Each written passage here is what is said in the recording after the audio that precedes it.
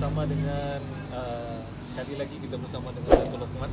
Okey. Live streaming from the home. Okey Dato'. Berbalik kepada soalan kita yang lepas. Saya rasa macam tak puas hati lah Dato'. Okey. Ada sedikit yang saya tak puas hati, iaitu berkenaan tentang Datuk ada kata Datuk Seri Najib akan dipenjarakan pada 28 Julai ini. Begitu yakin Datuk katakan. Okey. Beri pandangan Datuk pula. Apakah implikasi jika Datuk Seri Najib dipenjarakan? Betul Datuk Seri Najib dipenjarakan 28 hari bulan Julai. Beri pandangan Datuk. Implikasi kalau Datuk Seri Najib dipenjarakan. Yang pertamanya, selepas ini semua dokumen palsu boleh digunakan dalam mahkamah. Wow. Sangat menarik. Sebab dalam kes SRC International ni, kita tahu bahawa ada 17 dokumen palsu telah digunakan oleh pihak Latifah Koya, SPRM dulu, yang mana the prime witness Datuk Seri Subuh telah mengatakan bahawa itu bukan tanda tangan dia. So kalau you pergi dekat UK ke, you pergi kat US ke, kalau pihak pendakwa mengemukakan dokumen palsu sebagai bahan bukti, lebih-lebih lagi bila melibatkan prime witness macam Subuh, benda ni dah lama buang dalam tong sampah. Jadi kalau misalnya Datuk Najib kena, lepas ni siapa pun boleh guna dokumen palsu untuk frame orang. Itu pertama. Bahaya Datuk. Itu pertama. Keduanya, Datuk Seri Najib ni kalau dia kena, maknanya dialah Perdana Menteri Malaysia yang pertama dipenjarakan. Jadi selepas ni bersiap sedialah. Orang macam Mahathir boleh kita penjarakan. Orang macam Muhyiddin pun kita boleh penjarakan. Dan jangan lupa, mungkin yang dah tua-tua ni tak ada masa untuk mengerjakan mereka, tetapi ramai lagi orang muda yang mungkin mengambil alih pucuk pimpinan negara. Mereka boleh korek. Dan kena ingat juga ketika zaman Muhyiddin menjadi Menteri Pelajaran, ada juga projek Bistarinet yang melibatkan anak dia, ada yang melibatkan menantu dia, yang biometric system dan sebagainya. So jangan lupa benda ni lah. Itu sebabnya saya yakin orang macam Anwar Ibrahim pun, dia kalau boleh tak nak set presiden seorang Perdana Menteri masuk penjara. Sebab ini boleh menyebabkan akhirnya terjerat diri dia juga. Itu dua perkara lah. Yang ketiga yang saya tengok, kes Datuk Seri Najib ni, dia tak tahu bahawa Nik Faisal masukkan duit dalam akaun dia. Dan kes ni dah pun diisytiharkan no case oleh Tan Sri Apandi, Peguam Negara yang sebelum ni. Tapi disebabkan yang dilantik menjadi Peguam Negara ialah Tommy Thomas. Tommy Thomas ni pun kita tahulah lantikan politik. Hari ni yang menguasai Jabatan Peguam Negara semua orang yang sama. Siti Zainab, SG2 tak lama lagi Siti Zainab ni naik pangkat ni.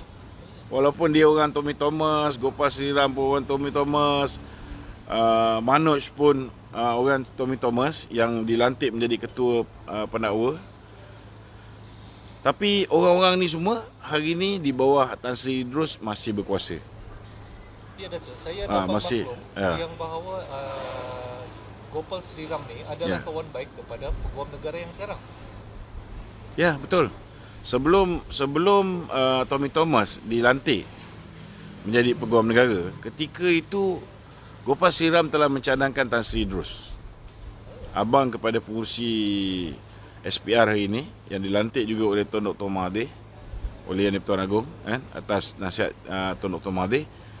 Azhar Idrus ialah adik kepada Tan Sri Idrus. Memang keluarga dia semua sebelah sana kan. Maksudnya Dan dia selepas berkisar. ni kalau kita tengok hari ni, Siti Zainab pun dah mula merombak dia nak letak semua sekali. Lepas mesyuarat awal bulan Julai ni, mereka akan rombak Jabatan Peguam Negara, dia akan letak semua orang-orang dia semua. Jadi lepas tu semua kes-kes yang melibatkan pimpinan-pimpinan Pakatan Harapan, no way akan didakwa. Orang macam Syed Saddiq takkan didakwa, orang macam Lim Guan Eng ada kes terung takkan didakwa. Kalau kes yang Banglo memang tak boleh dakwa.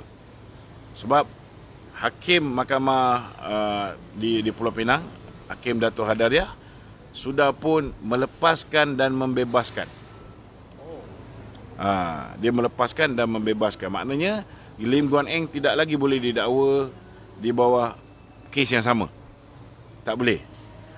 Tapi tak tentu juga zaman Law of the Jungle ni. Sekarang ni masih lagi ni. Masih lagi. Ya, betul. Sebabnya macam contohnya kes saya. Kes saya mereka cuba dapatkan bond untuk saya berkelakuan baik. Ataupun bond jaga keamanan. Kes ni telah pun didengari di hadapan magistrate di Mahkamah Tinggi di Mahkamah Kuala Lumpur 11 bulan 12 lepas. Saya dah menang kes tu. Walaupun mahkamah dah buang kan, tapi hari Senin ni mereka akan cuba lagi sekali mohon untuk mengenakan bond 20,000 kat tadi saya. Maknanya kalau saya cakap kritik Dr. Mahathir, pada kerajaan Muhyiddin jadi Perdana Menteri ni, bila saya kritik Dr. Mahathir depan ni, saya punya 20,000 tu akan hilang. So benda ni masih lagi berlaku. Jadi itu sebabnya dalam kes yang melibatkan Datuk Seri Najib ni, kes ni Datuk Seri Najib dikatakan telah meluluskan pinjaman kuop. Pinjaman yang dibuat oleh SRC International kepada kuop. Tetapi sebenarnya Datuk Seri Najib buat keputusan tu ialah kabinet punya keputusan. Bukan Datuk Seri Najib punya keputusan. Kabinet punya keputusan. Dan duit yang disumbangkan oleh SRC International sebenarnya dia punya CSR contribution ataupun public social responsibility punya contribution kepada UMNO.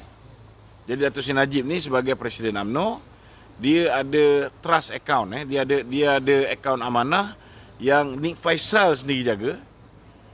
Dan Nik Faisal ni sebagai seorang CEO kepada SRC International, sepatutnya dia tahu bahawa duit tu tak sepatutnya masuk dalam akaun Datuk Seri Najib. Tapi dia masukkan juga. Maknanya kita boleh tanya kenapa dia masukkan lepas tu dia lari. Kan? Jadi kesan dia selepas ni, kalau contohlah kan, Wan Ismail, dia jadi pengarah ni, dia luluskan sesuatu. Nak nyaya dia senang je. Nak nyaya dia, kita dapatkan account number dia. Kita cari seorang kontraktor yang menerima projek daripada dia. Kita suruh dia bank in certain amount. Maka disebabkan ada bank in tu, walaupun Wan Ismail tak tahu, dia boleh dihadapkan. Sebenarnya tak boleh. Kalau ikut Akta Pencegahan Rasuah tak boleh.